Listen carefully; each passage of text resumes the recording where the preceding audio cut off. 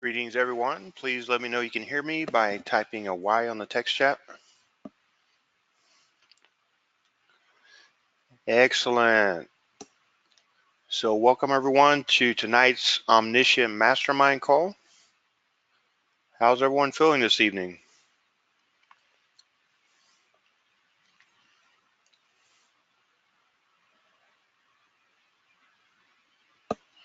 Awesome. So I just had this very interesting conversation with a lady at the pool cafe, and I noticed her walking in. I noticed her energy, and she kind of gravitated towards me and sat next to me. And, we started talking, and she knew everything about auric clearings. Her mom was really into that. We talked about vibrational medicine. We talked about karma. We talked about relationships. So it just goes to show that no matter where you go, you will attract people of the similar frequency. So it was like, by the end of the conversation, it was like we'd known each other our whole lives.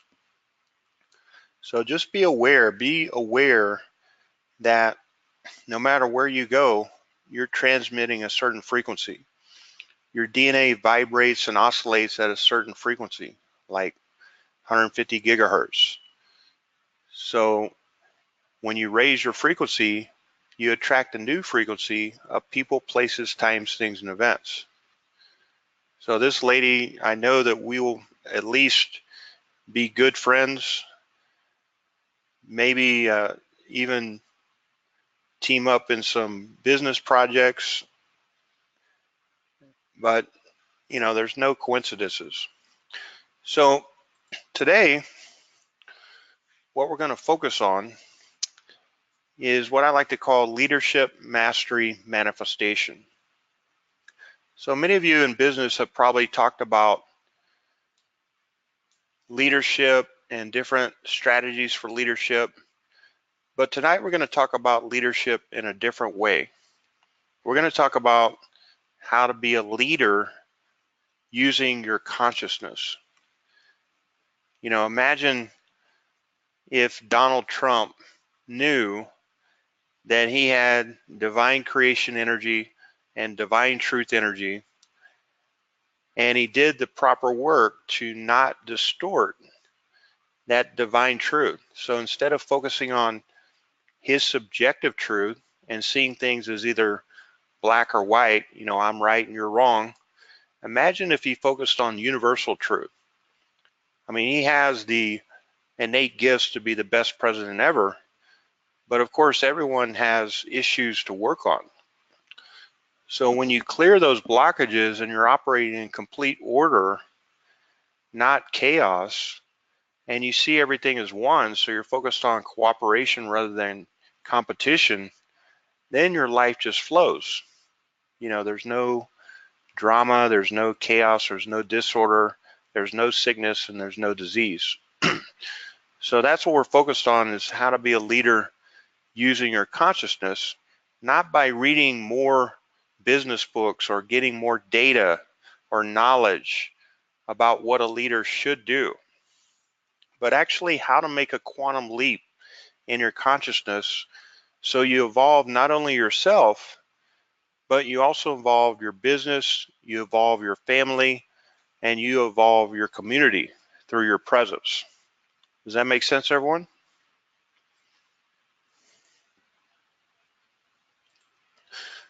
All right, so today what the focus is going to be on is understanding the difference between the intellect, instinct, and intuition. So this is the lesson that we're starting out with, and I think this is probably the most important lessons that you can learn. So here's how it works. When the body functions spontaneously, that is called instinct. Tonight while you're sleeping and dreaming, your instinct is keeping you alive. Your instinct is running your body. It's coordinating the trillions of processes in your body, your heart beating, you breathing, your hair and nails growing while you're sleeping, all kinds of things. And so that's your instinct. When your soul functions spontaneously, that is called intuition. So instinct is of the body, that's what we call gross matter, and intuition is of the soul, that's more subtle body anatomy. So you basically have these things. You have your mind, or what is called your intellect, and mind means knowledge. So this is all the knowledge you've accumulated in this lifetime. Like if you go to medical school, you're going to study 90 hours a week for like 8 or 12 years to accumulate a lot of data and knowledge that you're going to have to remember when you start operating on someone. The thing about knowledge is always coming from the past. So knowledge can never be spontaneous. You know, it's like me looking at the baseball games for tonight. And if I look at all the stats of all the past games and the pitchers, that's knowledge. That's analysis. So that's coming from the past. That is not what's currently happening right now. Instinct is actually deeper than intellect, and intuition is actually higher than intellect. The problem with most people on the planet is they're using their intellect to override their instinct and their intuition. An example of this would be you're trying to find out which foods or which diet works for your body. Now, there's 28,000 new books written and released every month on diet. What people do is they pick a book and they decide to do that specific diet. So they're using their intellect to get data, and then they're overriding what their body is telling them to eat. You know, a baby knows exactly what to eat. They know exactly how much to eat. They know when they're satisfied. They never overeat. And if you put a baby in a room with a bunch of junk food and a bunch of healthy food, they're not going to gorge on the junk food. They're going to eat a little bit of each. They're going to eat what their body's asking for. But as we get older, you know, we think we're smart. So we start acquiring all of this knowledge, and you know, too much knowledge is actually not a good thing. Is that clear, everyone? So let's talk about intellect. Intellect is the functioning of the head. Instinct is the functioning of your body, and intuition is the functioning of your heart. So intellect is verbal, linguistic, and logical. So you use your intellect when you want to create questions, because it's very good at that, and then also creating answers. But here's the thing, your body cannot rely on your intellect because your body has to live. You know, your breathing, your heartbeat, digestion, and the circulation of your blood are run by instinct. Now, your intellect does have its use, but for most people, it has now become the master of their whole being. So this creates a lot of problems in the world. Instinct, on the other hand, whenever you interfere with it, you create problems. And this is what all religions have been doing. Every religion in the world has been interfering with the body. You know, think about all the different religions and the beliefs on what you should do and what you should not do. And if you do one of those things, then you create what? Guilt, right? like I have some clients who say they're Mormon. You know, I mean, I attract a lot of Mormons for some reason. And when they tell me they're Mormon, I say, no, you're not Mormon. You have a belief about being a Mormon.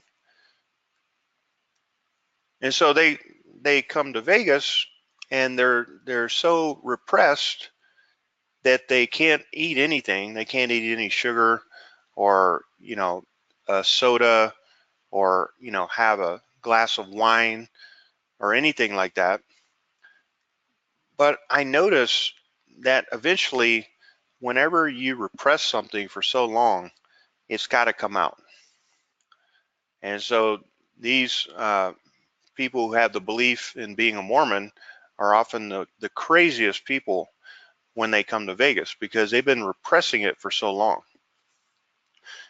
You think about all the things that Buddha did to try to become enlightened. He almost starved to death. He fasted. He tortured his physical body because he believed that that was what was going to get him enlightened. But when he finally let go of all of that and the seeking and the desire, in one day, just sitting under the tree, the Bodhi tree, he became enlightened. And so basically what you have is an intellect that is blind, that does not know how to deal with the present moment, because it's always coming from the past. If you use your intellect, you're always bringing an old answer to the new question. But if everyone followed their instinct, think about it, there would be no need for any religion or priests. Think about the animal kingdom. Animals don't need this. They operate by instinct. They're very happy and enjoying life. Think about your dog or your cat. There's no philosophical differences with animals in the jungle. There's no Catholic lions. There's no Protestant zebras. There's no Hindu giraffes. They're not missing God, and they don't fight religious wars. But when you use your intellect, you do that. The only thing that science can use is intellect, because the scientific method says the only thing that you can prove is something that you can see. So science has stopped at intellect, and that's why it can't figure out anything about consciousness. Science thinks that consciousness is coming from the brain. That's not the way it works. So there's a problem with getting too much data or knowledge. If you get too much data and you use your intellect without your intuition awake, that's really one of the most dangerous things in the world. It's like using your intellect to create the atomic bomb without having the wisdom on what that technology can do. So intellect has given science immense power, but the power is in the hands of children, essentially, not in the hands of wise people. So only in the hands of wisdom can intellect be a beautiful servant. You want your intellect to be a servant. But the vast majority of humanity is stuck in the intellect, the mind. Most people are just using their conscious mind and their logical mind and analysis. If they have intuition, they don't trust it and they don't act on it. And most people have blockages to even receiving accurate intuition. So in the world, in the collective, basically we have a lot of lack, limitation, misery, anxiety, agony, chaos, conflict, and tension. Because if you're operating by your intellect makes everything a problem and has no solution at all. But if you're operating by your instinct, instinct never creates any problem and doesn't need a solution. It simply functions naturally. You know, your instinct tells you when to eat. Your stomach starts growling, right? Your instinct tells you when to go to the bathroom. Your instinct tells you when to have sex. But intuition is a pure solution and it has no problems. So that's the ultimate. Intuition, once you activate this and you really start trusting it, this is what brings meaning and joy, and you can download anything about existence. You know, for example, in remote viewing, you're using your intuition. You can find out anything about anything in the past, present, or probable future. You can find out anything about anyone. There's no boundaries. And so once you have that intuition and you could trust that, then you can have peace and serenity and silence. And this can never be taken away from you. This is like complete and utter freedom. And so the word intuition, tuition comes from the outside. So that means someone teaches you, for example, the tutor. Intuition means something that arises from within you. So within your being. So that's your potential. It's like that saying, wisdom is never borrowed, and that which is borrowed is never wisdom. Unless you have your own wisdom, your own vision, your own clarity, and your own eyes to see, you will not be able to perceive the mystery of existence. Does that make sense, everyone?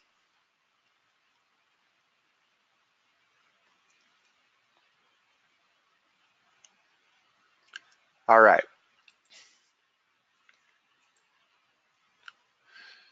So wise leaders, which there are very few in the world, use instinct and intuition, not just the intellect. And the reality is that the most intelligent person in the world only uses 15% of their potential. And the normal, ordinary, common person uses only 6 to 7%. So even in a genius, you know, like Albert Einstein, 85% of the intelligence remains unused. But think about it. Think about you going to school or going to college and getting your degree. All the schools, colleges, and universities, basically the whole system of education around the world is only doing one thing, and that's sharpening your intellect. You know, they give you data to memorize for a test. You memorize it the night before, you take the test, and then the next day you don't remember anything. I mean, how many of you remember anything that you learned in college? That's probably because you didn't learn it, you just memorized it. So when your intellect becomes a little powerful, you know, I have friends that have a couple of advanced degrees like PhDs. I have one friend who became a doctor.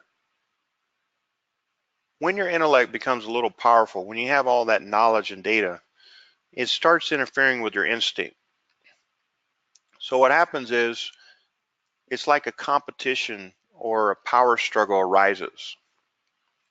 And so then the intellect tries to dominate, and because it has logic on its side, reason and argument and 1,001 proofs, it can manage, as far as your conscious mind is concerned, to convince you that the instinct is wrong or the instinct is something evil.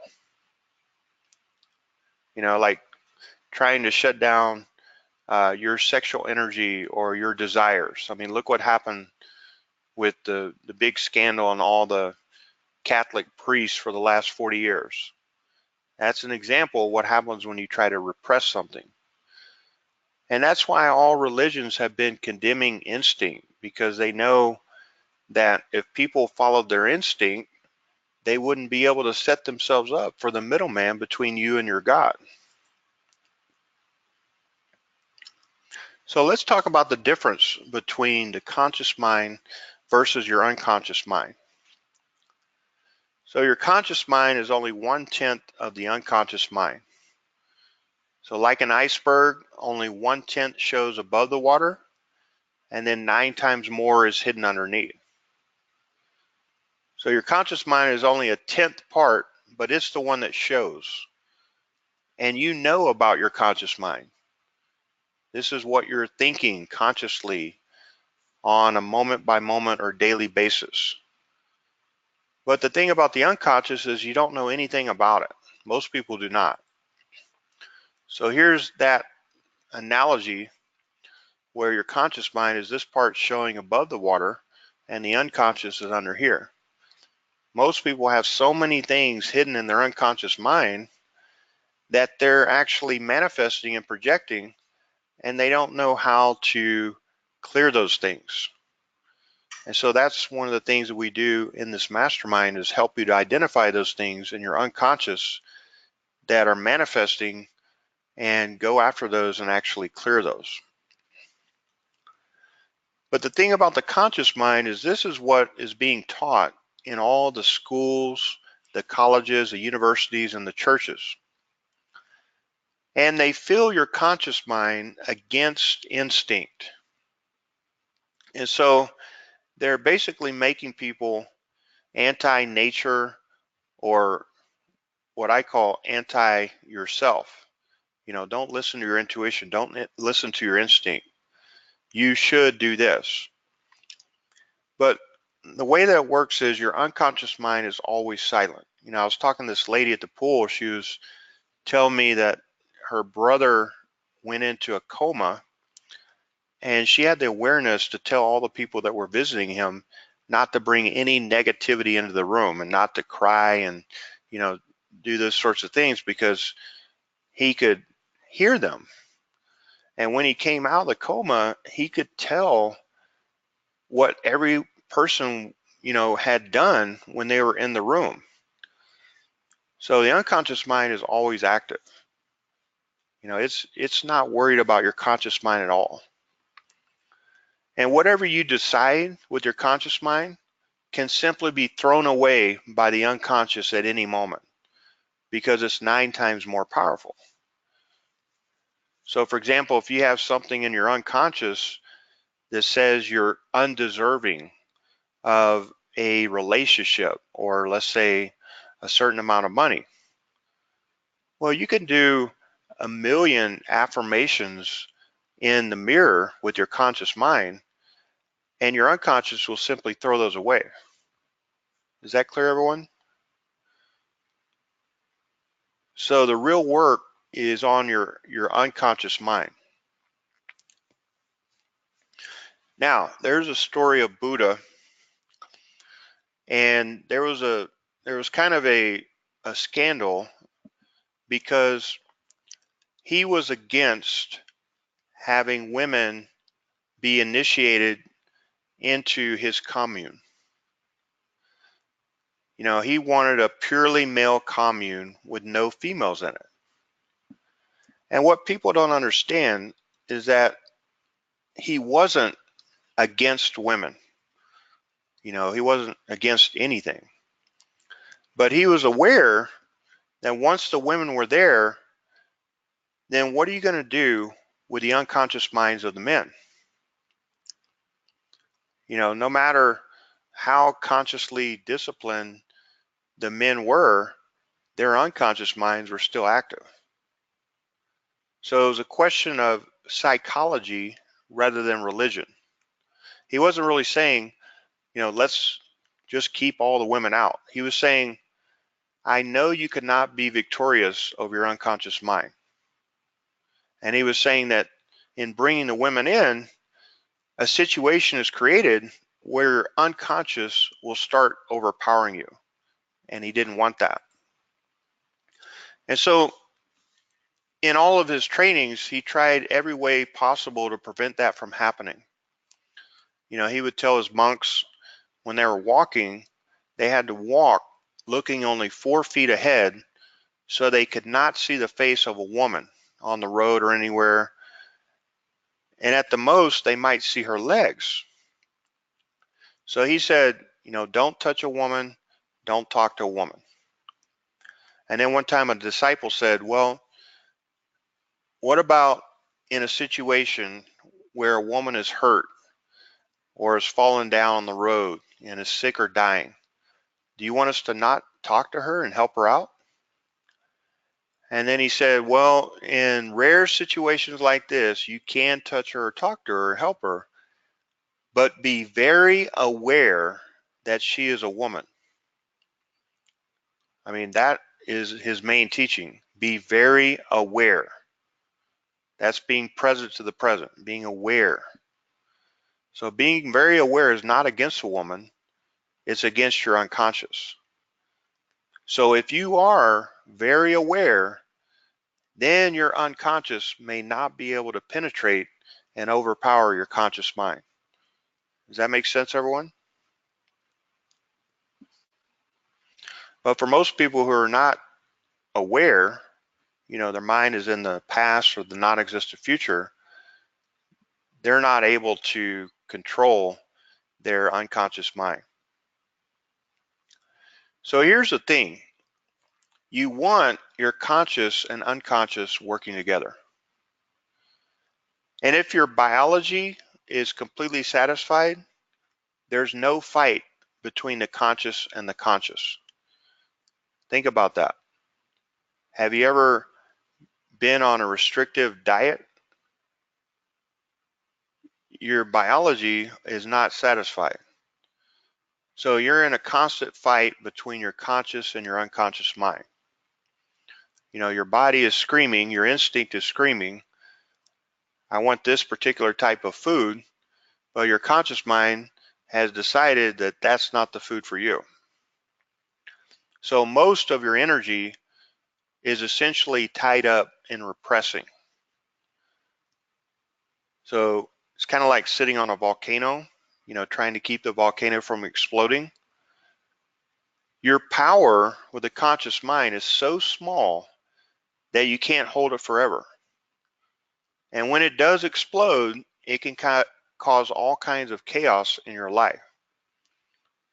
The people with the most strict beliefs who are trying to be the purest, no curse words, no smoking, no drinking, no this, no that, are the ones that I found to be the most stricken with guilt and shame. Their whole life is driven by that. So they'll go binge on something like food, and then when they go to the gym, they're going from a state and a feeling of guilt or shame. So they're trying to make up for it on something that they felt that they did wrong. And that's running that energy through your body is not going to help you. It's just going to cause more stress hormones to be released, and you're going to run your biology, through emotional waves, which is not going to keep you healthy.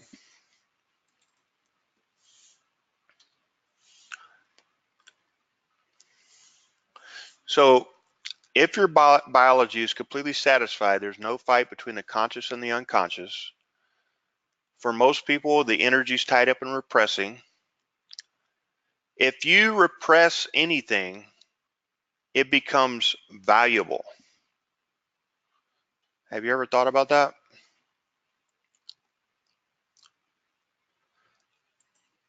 It's like one of the sayings from Osho. He says, religions keep Playboy going. You know, because if you repress sex and showing beautiful women, then showing them becomes valuable. And so religions keep, you know, all this stuff going. If nothing was repressed, you know, seeing a picture of a naked girl would not be valuable to anyone. So if you don't repress it, it loses all its value. And if you express it, it evaporates. But most people have grown up with so many limiting beliefs, shoulds and should nots from their parents, that they have a lot of kinks in their body. And so the kinks manifest in inflexibility, you know, not being able to channel that life force energy through you and being able to run it properly. And eventually, if you don't clear those kinks, they will manifest as physical problems.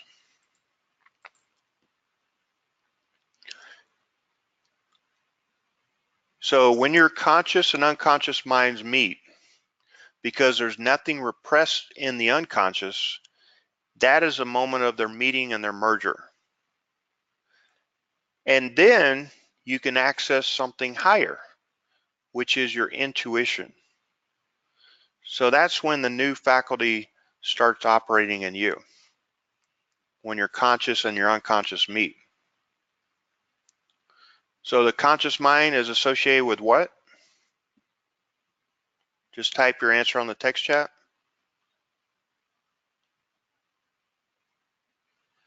Intellect or instinct? Exactly, Jill, intellect. And your unconscious is associated with what? Instinct, right. So that's what we're working on first. We're working on trusting your instinct and having your intellect be used as a servant. Once you do that, then you can start accessing more your intuition. So here's how it works. At the center of your unconscious is instinct. At the center of your conscious is your intellect. And at the center of your superconscious mind is intuition. So the superconscious mind would be you in dimensions 4, 5, and 6. That's basically the soul identity. So there are some stories of people that were born with their intuition fully functioning.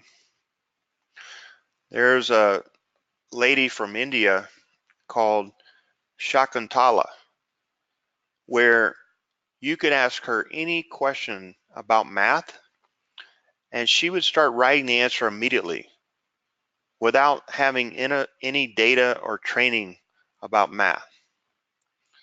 And actually, Albert Einstein gave her a certificate where it took him 3 hours to find an answer to a problem, and she started writing it immediately. And so when he asked her, how are you doing this? She said, I don't know how I do it. It just simply happens. You know, you ask me a question and all these figures start appearing before my eyes, and then somewhere inside, I start writing them. So that's an example of how some people are born with their intuition or higher senses fully functioning.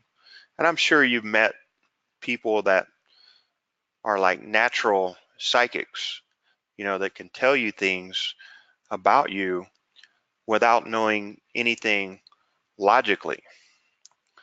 There was also a story about a guy named Shankaran, who was a rickshaw driver in India. And he had his telepathy fully turned on. So his professor would just think about a problem, and then the boy would look at him and say, here's the answer. And so if you think that telepathy is just something that, you know, is a concept, in almost every government, they have agents who are trained on this. And so they have agents that are so skilled at telepathy that they have to encrypt their telepathy so other agents don't read what they're sending each other. That's some real matrix stuff right there. How many of you have seen the movie Sphere?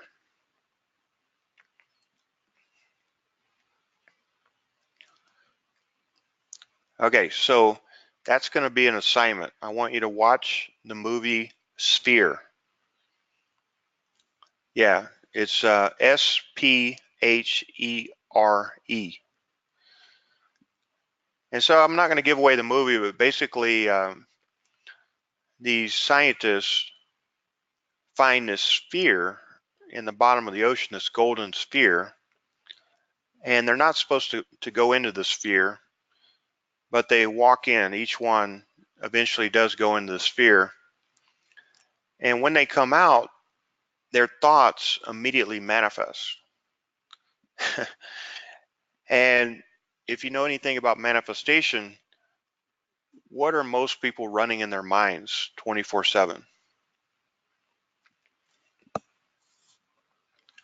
Just type your answer on the text chat. They're running fear, right? So they get to see immediately what they're fearing. So these things start manifesting and no one knows who's manifesting what. And so they learn that they're not ready for this power yet. They agree to forget because they don't want that power. They can't control their minds enough. And so when you have your intuition turned on, this allows you to have a quantum leap of awareness, because intuition has no method, no procedure. It simply sees things. You just know immediately. It's like when you meet someone for the first time. You know immediately if you're going to like them or not, right? And so a leader with intuition, and many of you are leaders, many of you are teachers, you're at least the leader of your household or your children. A leader with intuition is operating from the highest state of awareness. So this is called direct cognition or inner knowing. But the hindrance to intuition is an unclear, unconscious mind. Because all of those past things that are stored in your unconscious get in the way of you receiving that intuition. It's like if you had a PC and you've been surfing the internet for thousands of years and you've never done a virus scan, and you have all of these cookies and viruses and malware and spyware running in the memory of your PC, that's going to interfere with the processing of your PC. Whenever you receive some type of information, let's say you're trying to download something, your computer is probably just going to go into blue screen, or it's just going to turn off. So that's the problem with most people. They have so many things running in their unconscious that they rarely receive any accurate intuition, and if they do, they don't trust it because it's so haphazard. So insight is a state of no thought. Now, as more people learn this, and as more people activate their intuition, imagine if all the leaders were using intuition.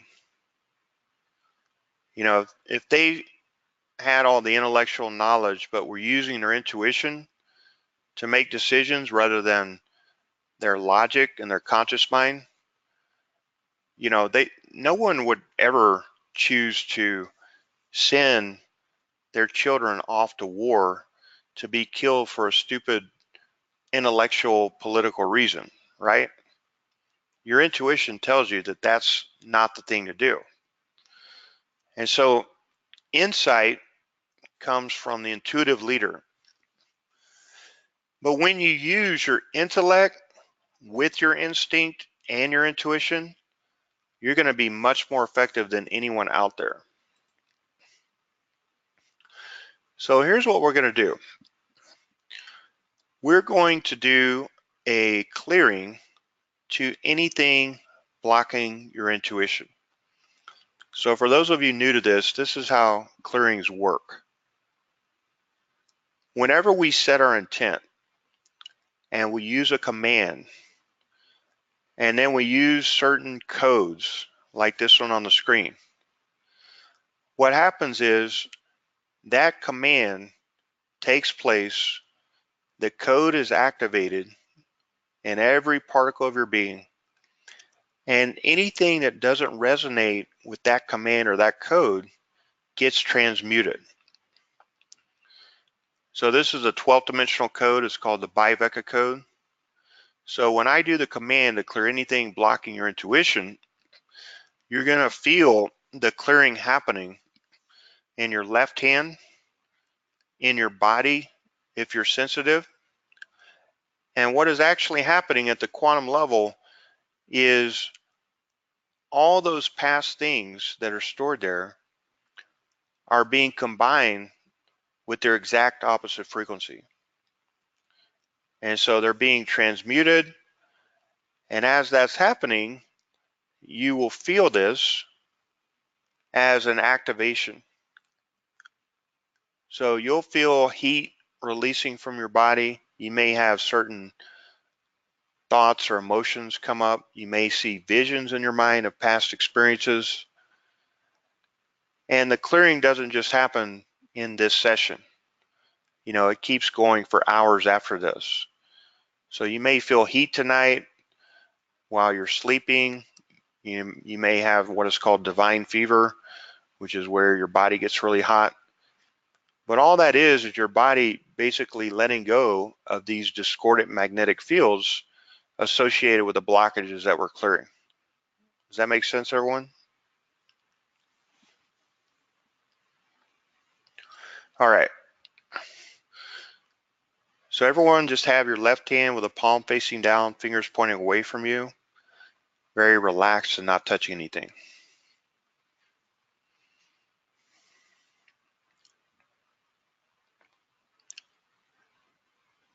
Now just take a deep breath in through your nose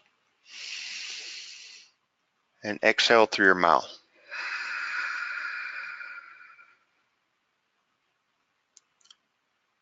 Take another deep breath in and exhale.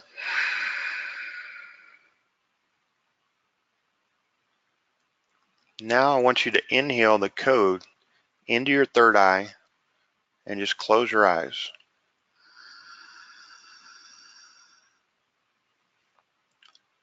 So I'm going to do a clearing which will last about 5 minutes, and you can just listen, breathe, and feel what's happening in your left hand and your body.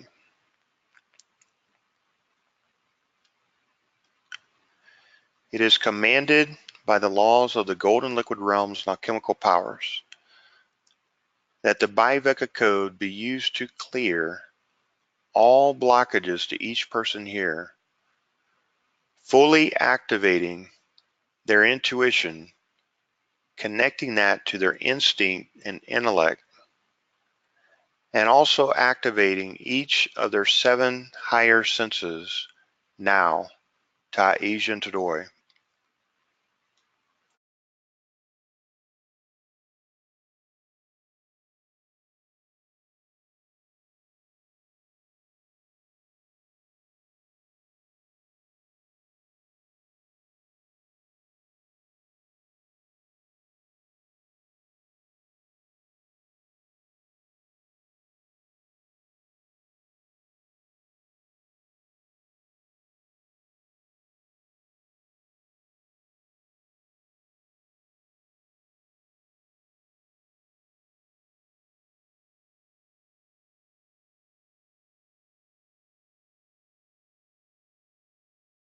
So if you're monitoring your left hand, you'll feel the energy going right past your second knuckle right now, like a wave of energy.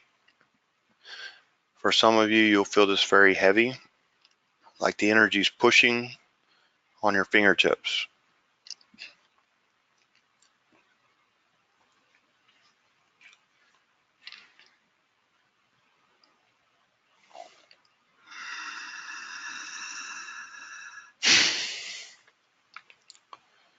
Now the energy's starting to go in your palm.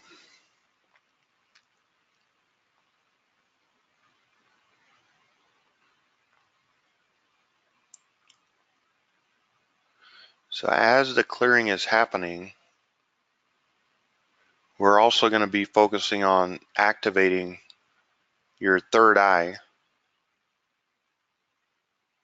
So the thing to know about the third eye is that it's only active when your two physical eyes are not active. So when you relax your two physical eyes and you stop using them, then the energy gets diverted into your third eye, and you can start using that. The physical eyes are used to see physical things, and the third eye is used to see subtle things. So it's not like you see physicality through the third eye. You see subtle things through the third eye. And you don't see subtle things with the physical eyes. So if you want to activate your third eye, practice by completely shutting off all activity in your physical eyes, and that's the way it'll happen. One thing you can practice is going out in nature and looking at the leaves on a tree. So if you're using your third eye, you can focus on that, and you can start to see the morphogenetic field of the leaves on the edges. You can also start to see auras of people in different dim lighting. So pretty soon you can start to see everyone's energy field. But it just requires practice. Now you can feel the energy going underneath your palm toward your wrist. This is called a quantum release. A quantum release is where the energy fields are unplugged from all 15 dimensions of yourself and also the neural nets of your brain. So you'll feel waves of energy releasing from you. May feel some heat in your head or your face. But this is when everything is transmuted to the void or unmanifest matter, or a no thing, nothing. So that's how you heal something permanently. So just type on the text chat how you experienced that, and also any questions you have.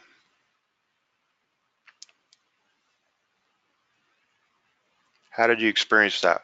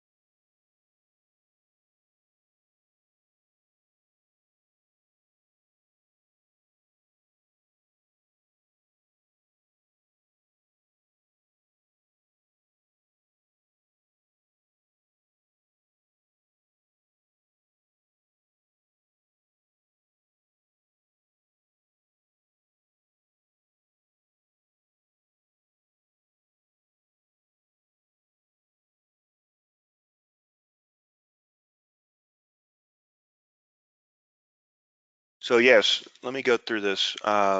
Jill says, do these clearings need to be done occasionally or only once? When we do a clearing with this methodology, we're clearing everything on all 15 dimensions related to what we're focused on. So that's completely cleared. It will never come back. However, we can recreate things, or we can create new things. So remember from the mind mastery training, if we go into an analogical state of mind, like something happens and we get extremely emotional or traumatic, something traumatic happens, if we go analogical, we fracture off our soul's energy into these ids, and then we create more blockages. So whatever we cleared is gone, but most likely there are other things to clear. And as well, we can operate from, a state of mental body control and not create new things. But the thing to realize is that if something happens and we unconsciously react and we know that we created something, by learning this, you can clear it immediately and not have to have that stored in your body, your mind, and have it affect you later. Is the issue the blockages in the unconscious or the subconscious? It's in the unconscious and also the subconscious, but also in your energetic field and in your physical body. So, what happens is it starts in the morphogenetic field, and then if we don't clear it, it can manifest physically. Like I was talking to this lady about, throat chakras and how some women repress their truth. So they're in a relationship and they're afraid to speak their truth. And if you do this for many years, eventually you'll close up your throat chakra, and that can then manifest into a physical problem, like a thyroid problem. Well, there's like 30 million uh, cases of low thyroid in the world right now. So if you're repressing your truth or not speaking your truth, that can create that low thyroid problem, and then you start, gaining a lot of weight. Or it can even manifest into throat cancer. People that don't tell the truth, they manifest frequent sore throats. When I lived in Brazil, one of our neighbors was an attorney, and he would just spout out all kinds of bullshit all the time. You couldn't trust anything that he said, but he would always tell me, he's like, "Man, I got another sore throat." I'm like, "Well, you know why that is, right?" So yes, let me look at the other questions here.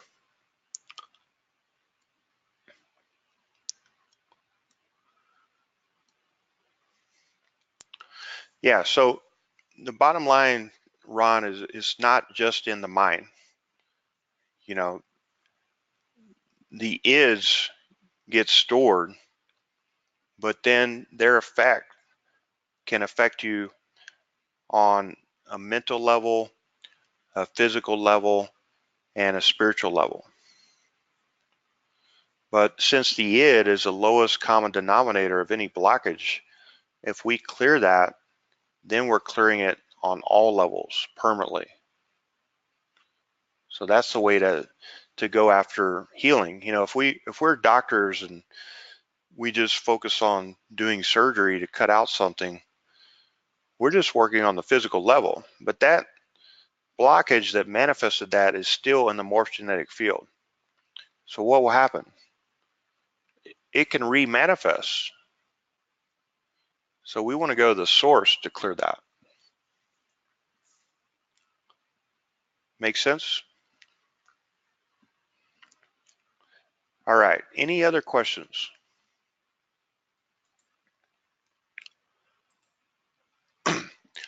All right, so here's your mission this week for week 1. I want you to focus on trusting your instincts and your intuition. So what does this mean?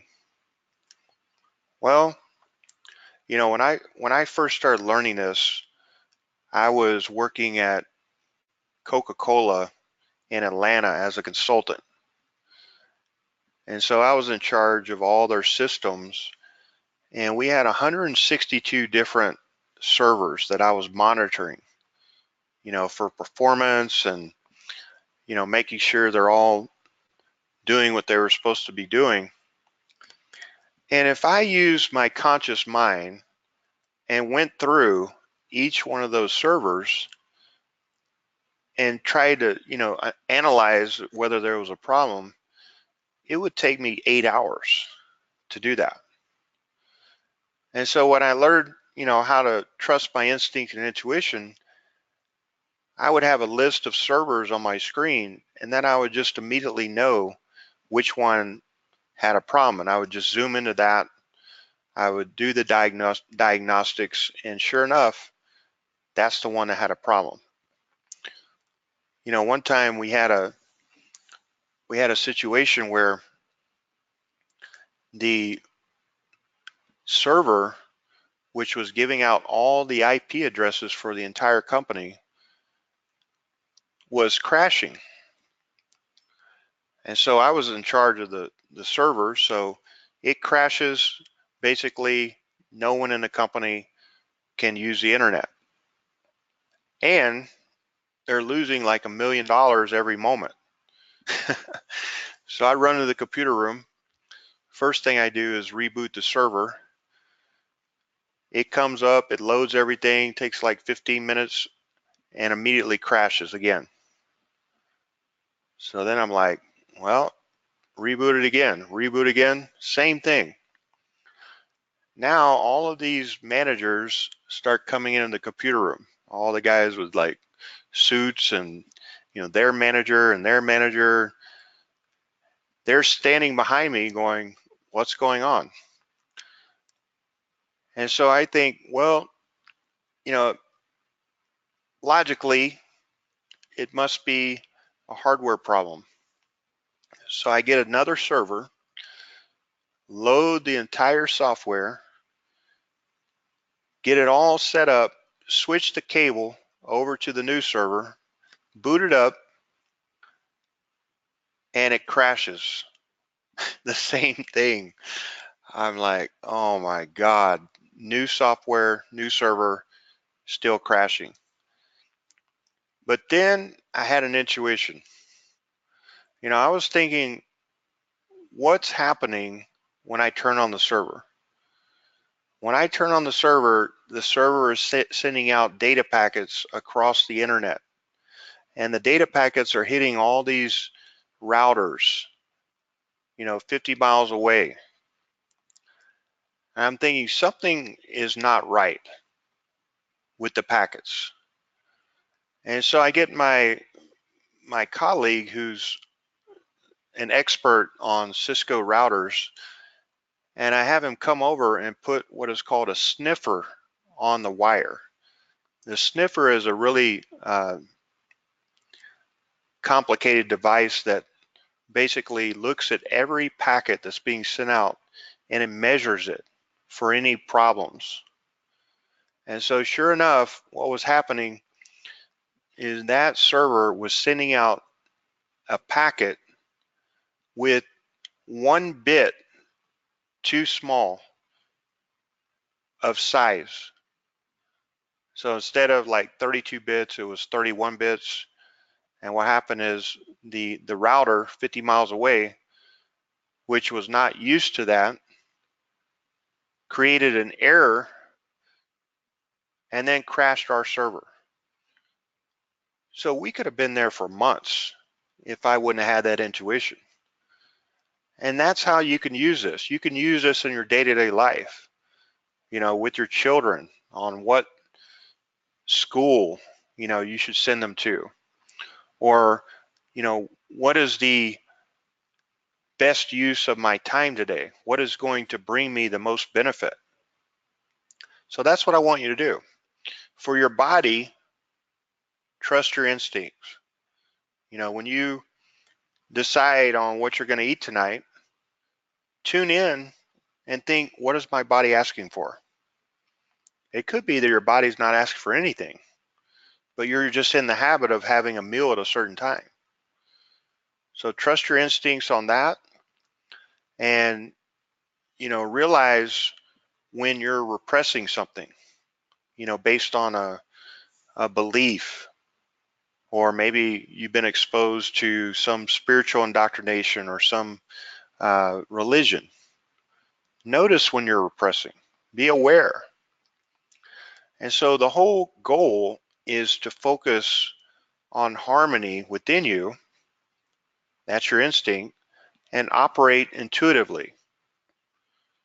When you have a specific desire, a manifestation, the idea is you set that in motion and you use your intuition to know what to do to achieve that. And so that's where we're going. Also, this week, I want you to think about your chief main outcome, your main manifestation. What do you truly desire to manifest this week? I've had calls with some of you already, and you already know what that is. But I want you to, for those of you who don't have that chief main outcome, use your intuition to come up with that, and then ask questions using your intuition to get the answer on how to achieve that. Because basically, questions are the way that you access your unconscious mind. That's like the query language. So a question, an example would be, how can I make more money than that which I already am? For those of you focused on making more income or revenue, if you're desiring to have more energy or vitality, you could say, how can I have more energy and vitality than that which I already have? Make sense? Because you're basically saying you already have something, and that's kind of like a NLP way to do it. It's also an affirmation. So that's your mission for this week. That's your homework. This is a very easy week. We're going to get much tougher in the next weeks, but this is what I want to focus on first, because if you're not clear and you're not operating with your intellect, instinct, and intuition all working together, then no matter what kind of information I give you, it's not going to work. So that's why we're doing this week.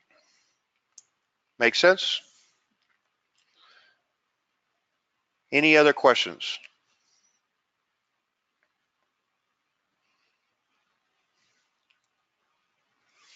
Could you go deeper on notice when you are repressing? Yes. Let's say you're at dinner and they bring the bread out, and you have a belief that whenever you eat bread, you're going to get fat, and that you shouldn't eat bread because it's not good for you. Well, your body may be asking for some carbs, So your body, your mouth is watering, that's your instinct. You see the bread, but your data, your belief is telling you it's not good for you. Well, you have to realize that any type of food that you're eating is basically your thoughts. You're not eating the food, you're eating your thoughts about the food. And so, if you focus your intent on infusing that bread, with the highest nutrition and doing commands that when you eat it, it makes you strong and healthy and you feel great, then that's going to make a big difference. So that's one example on, repressing. Also, maybe you get really upset about something, or you get really angry about what someone is doing in your life. Well, the spiritual thing to do from your training probably is to not get angry. But in reality, if you repress that, eventually it's going to come out. So if you get mad at, say, your ex-wife or ex-husband, and you don't let that out in a healthy way, the next time you see your kids, you might explode on them. So we don't want that. It's kind of like people talk about Tiger Woods and what he does when he hits a bad shot. What he does is immediately release that frustration. He either throws his club down or says something, but the reason he does that is so he can discharge that energy and then have it not affect his next shot. Okay?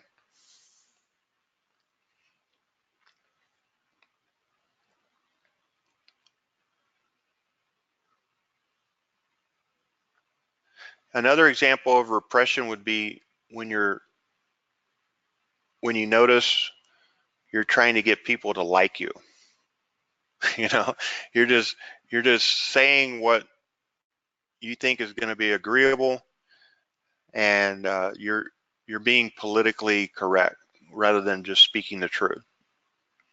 That's repression as well.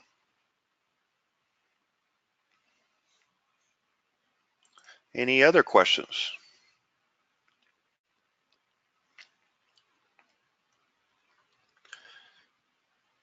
And if you want to use the mic, I can give you the mic. If you prefer to speak questions, we'll do that. So just type mic if you want to do that.